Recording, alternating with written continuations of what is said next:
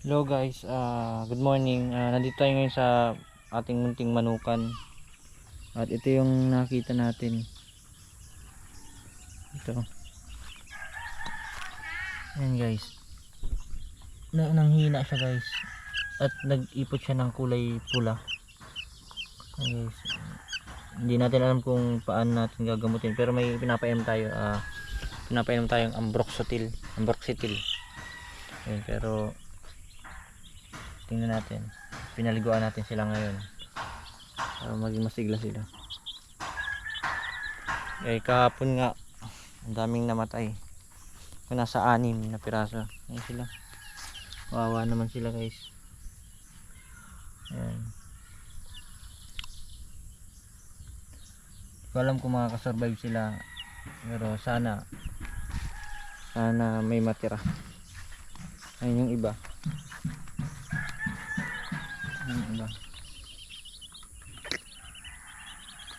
Sa mga nakakaalam naggamutin to guys, paki-comment na lang para naman ma-solusyonan ko itong sakit ng mga manok. Guys, kawawa naman. Nagtataka lang ako guys kasi kompleto naman sila sa gamot. Araw-araw yung painom ko ng ambroxetil ng Vitamin Pro, pero nagkasakit pa rin sila. Sabi ng iba dahil daw sa init. Hindi ko lang alam. Hindi ko lang alam kung saan talaga galing itong mga sakit na ito. Guys, sana guys mag-comment kayo. Comment kayo sa aking YouTube channel para matulungan nyo kung paano ang gagawin para maiwasan ko ang gantong sakit. Nagtais sila guys ng kulay pula. At ngayon naman nagtatais sila ng kulay puti. Ayan. Ayan. Nung nakaraang araw guys mas sigla pa sila, pero hindi ko alam ngayon bakit nangyari. Ayan.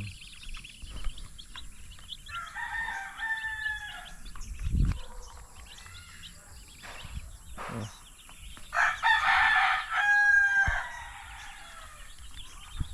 Siguro dahil sa init na. Wawa naman. Ayun guys, paki-comment na lang sa mga nakakaalam kung paano gamutin itong ganitong uri ng sakit. Ayun guys, umiipot sila ng pula. At sa ngayon umiipot na sila ng puti. Nung mga nakarang araw umiipot sila ng pula, ngayon umiipot naman sila ng puti. At anong klaseng sakit ba ito guys? Anong klaseng sakit sa manok? Ayun sila. Ayun iba. Okay, sana matulungan nyo ako. Comment lang po kayo dito sa aking YouTube channel.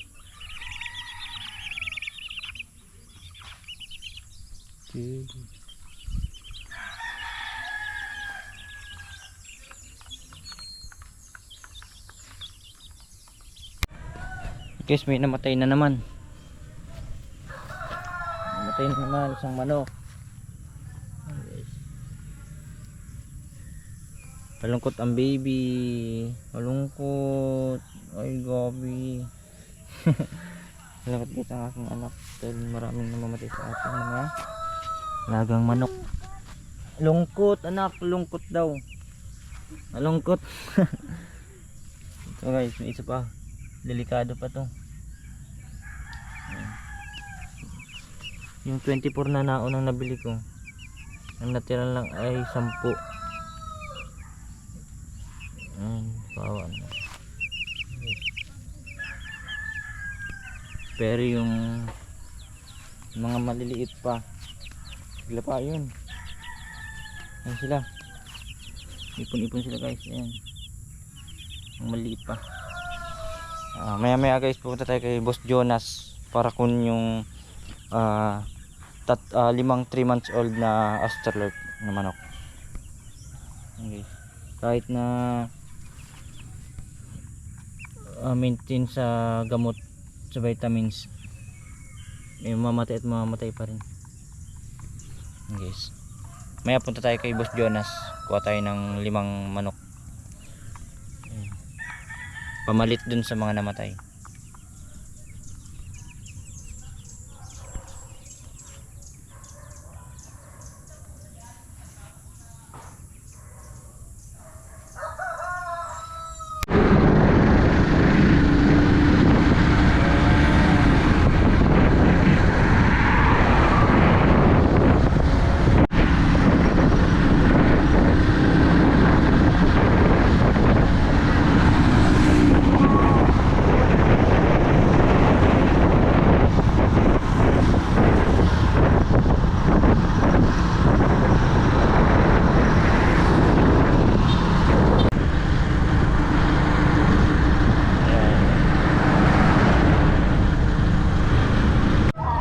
Yan guys, nandito naman tayo kay Boss Jonas sa farm.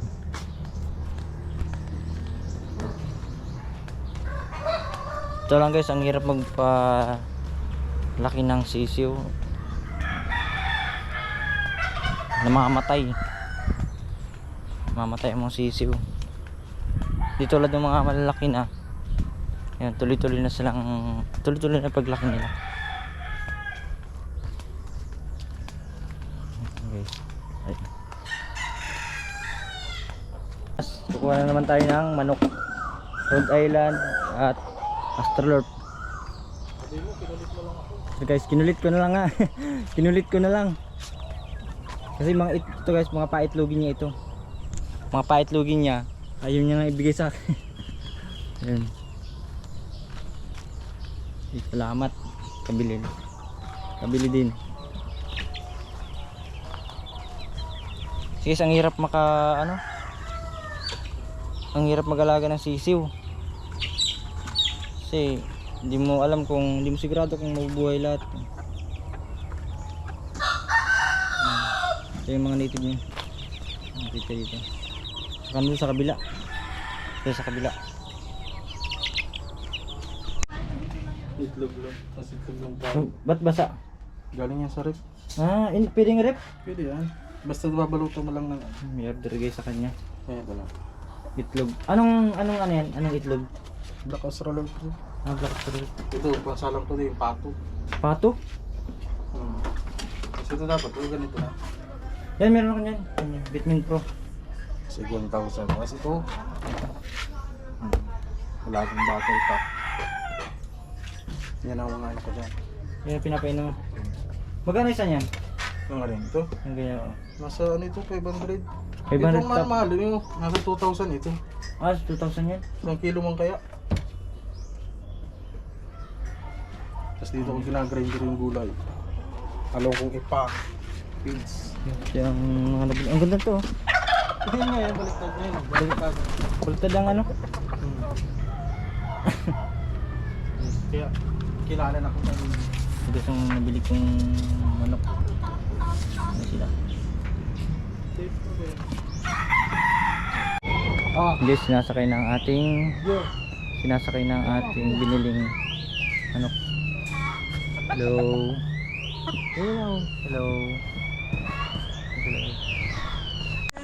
And guys, nandito na sila. Ayan sila guys. Bilhin natin kay Boss Jonas. Black Australorp at Rhode Island Red. 3 Rhode Island Red saka 5 Black Australorp. Kasi guys. Mamaya guys, gagawa natin siya ng kulungan itong mga maliliit. So baka pag nagbigay tayo ng pagkain, patuka, banatan. Bossing guys,